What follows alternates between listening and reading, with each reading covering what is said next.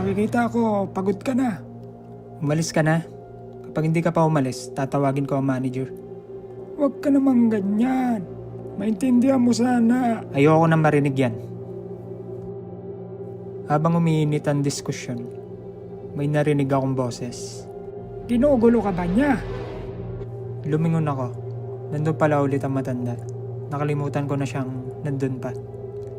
Biglang lumakas ang loob ko. Kinuha ko agad ang phone ko. Tatawag ako sa 911. Umalis ka na. Pumunta ka na lang sa kalye. Walang hiya ka. Napahanga ako sa matanda.